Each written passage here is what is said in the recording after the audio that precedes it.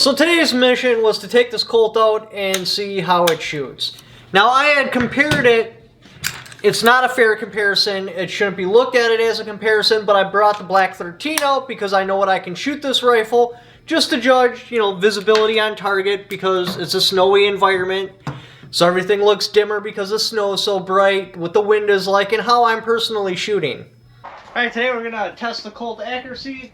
I brought out the Black 13 as a baseline, because if I shoot this rifle like crap, then it's just a bad day, and the results I get from the Colt are irrelevant. So let's shoot that first, and then last.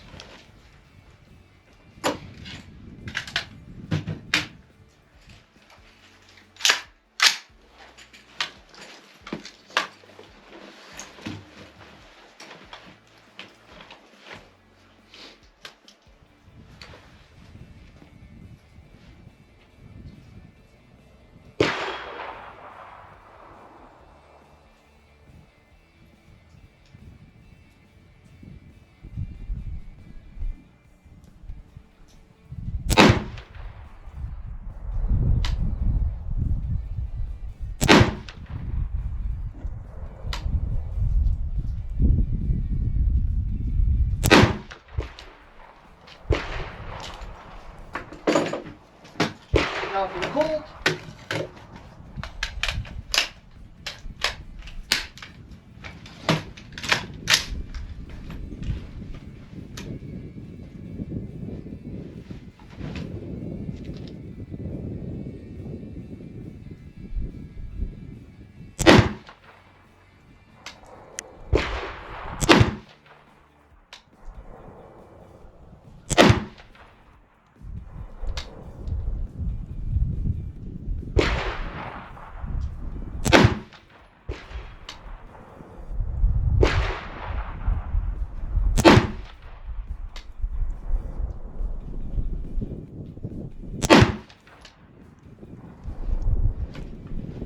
Maybe put another crew up at the top.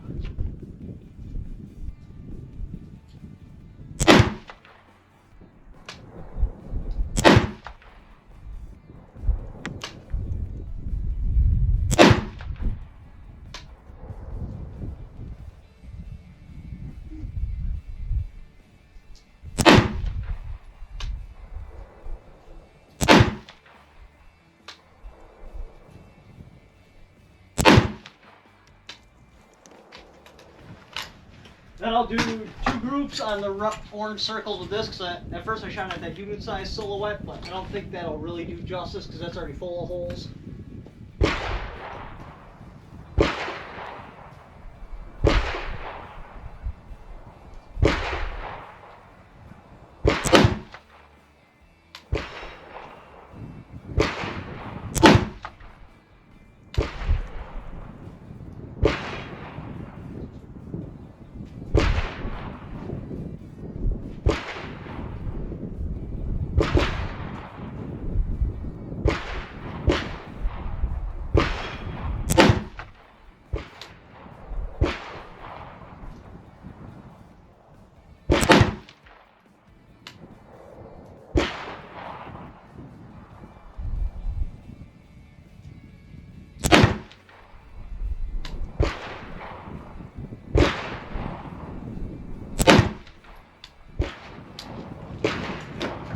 Alright, hopefully I got some good data. Now at this point you're probably asking, hey Mr. CRS, why is that rifle shooting so low? All the rest of your Black 13 videos, that rifle is dead nuts on the money. What's going on here? Were you just having that bad of a day? Well, that's actually an excellent question, because I just recently discovered the answer. So basically, when I built that rifle, I made it for M193, that specific velocity number, etc., etc., etc. That's all I purchased for it. I had piles of it. Well, I liked shooting that rifle so much, I ran out of M193 in the middle of the gun panic. So when I went to go buy more ammo, I couldn't find M193. So I got the 223 substitute. 55 grain, boat tail, full metal jacket, 3250 velocity. I have recently discovered that when they say the velocity on the box for 223, it can be for any barrel length. It can be for a 22-inch, 24-inch, 26-inch. They do whatever they have to do to fudge the numbers to make it look like M193, but it's basically a low velocity 5.56. And that's what was going on. I wound up chronoing the ammunition later to try to figure it out. Yeah, it was getting like 2,700, 2,800 feet per second.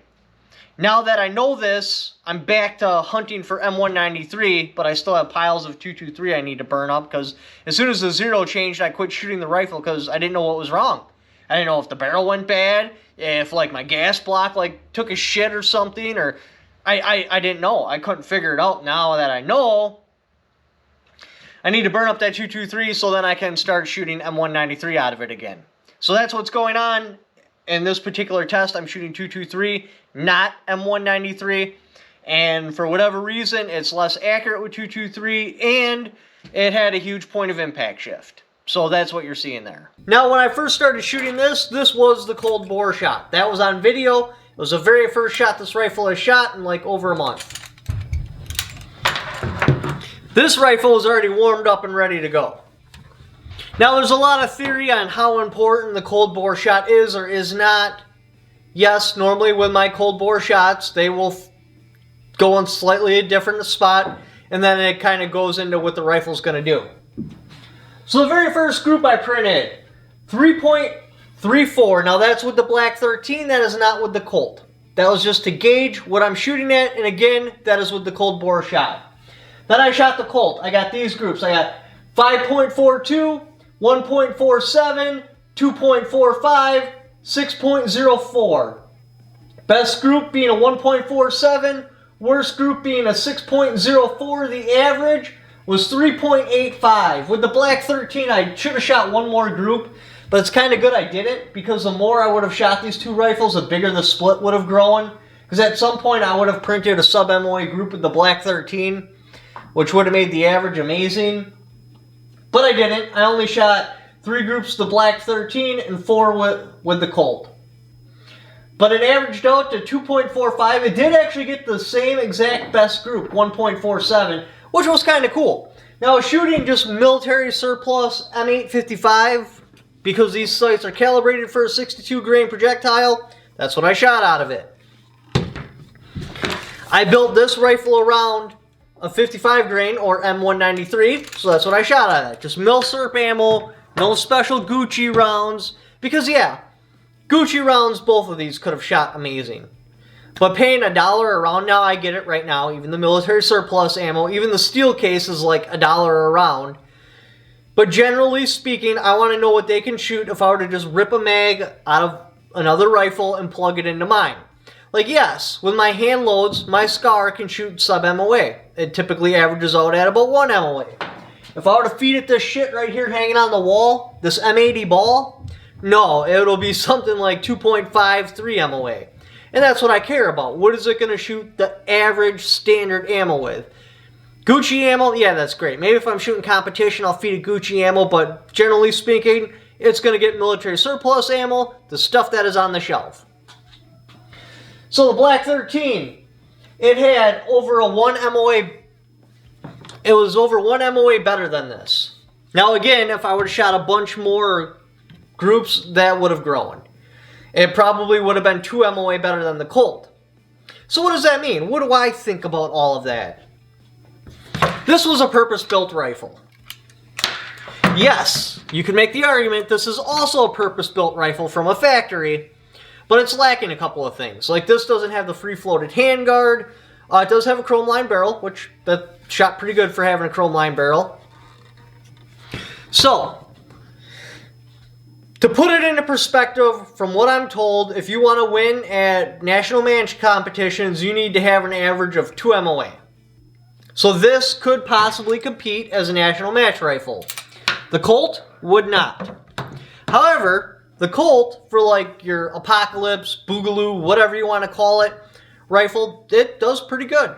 And I would be proud of the accuracy I could get out of that. And yes, if I fed it some Gucci ammo, it would probably shrink that down. Looking at the little bit of data I gathered, plus zeroing it in data, I'd say this is probably, on a really good day, like a 1.75 rifle. On a not so good day, like a 3.5 rifle. Black 13, we've already done plenty of videos with that. This, like 1.75 all the way down to like, I've shot sub MOA, but I'd average it out, probably call it like 1.75. Did I say 1.75 on this? I do not mean 1.75, I might have misspoke. Like 2.75, 2.5. All the way up to like 3.5. That's where I would rank the Colt. Can't remember if I said 1.75 or not. If I did, I misspoke. The point is, yes, it's an accurate rifle. And what it's made for, it would do great. As a competition rifle, like what it says on the receiver right here, match HBAR, this is not a match rifle. I would never compete with this. I would get wiped across the floor. It just doesn't have the accuracy capabilities you would be required to compete. Now, at shooting at a target this size, oh, it would do just fine. Out to range. It would definitely make a great, I shouldn't say DMR, because in my head a DMR typically has glass on it. But it doesn't have to have glass. This would be a marksman rifle. You would be able to do these size targets without a problem at range. At probably like 300 yards, it would start kind of getting iffy if I'd go for the head or center mass. I'd probably go for center mass. And at about 400 yards or so, I'd be like, I can't guarantee a first round hit. So, would I purchase this rifle if it was mine? No, absolutely not. If it wasn't the cuckold version, if it had a threaded barrel, and it didn't have the block in the receiver, and it didn't have this goofy takedown pin, then yes, I would. It's kind of cool though because it's still a collector's rifle. It's still a Colt. I just wouldn't purchase it. As a matter of fact, now that I'm done with the testing, this is going on the shelf at the shop. But because it's one of the least desirable collectible Colt rifles out there, it does make it affordable for a lot of people that want to collect Colts, but they don't want to drop like $2,500. These in primo condition are like $1,500. So obviously one not in primo condition will be a lot cheaper. Alright, let's start off with Remington, 55 grain. Claiming $32.50 on the box.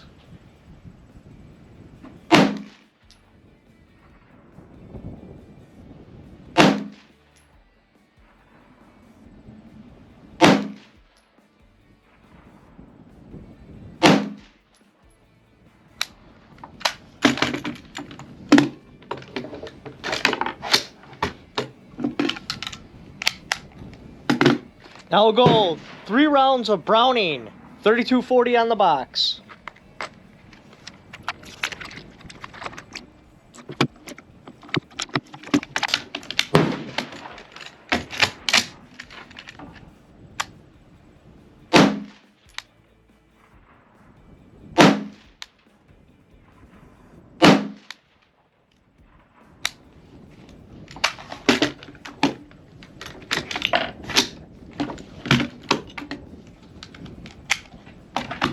Fiocchi, $32.40 on the box.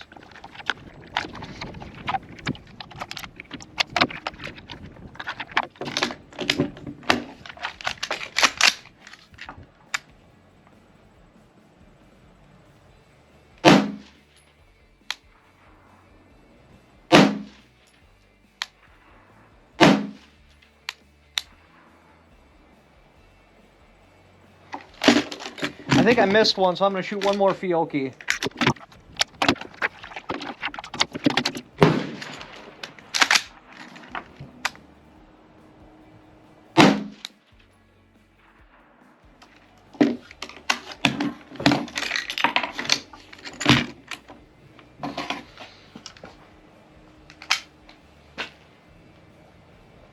I can't remember if the light's got to be blue or orange.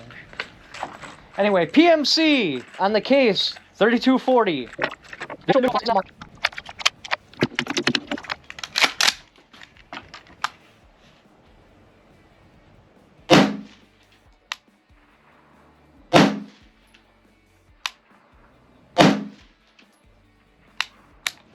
Winchester M193. Have a good day. You too.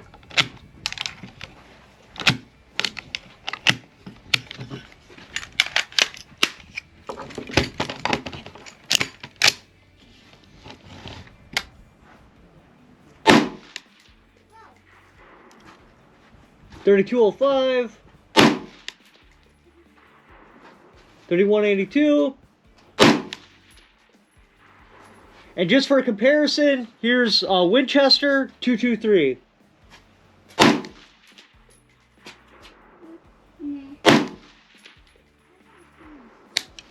So yeah, definitely a difference between 5.56. To get the performance you're looking for out of your 20-inch barrel 5.56, you gotta run M193.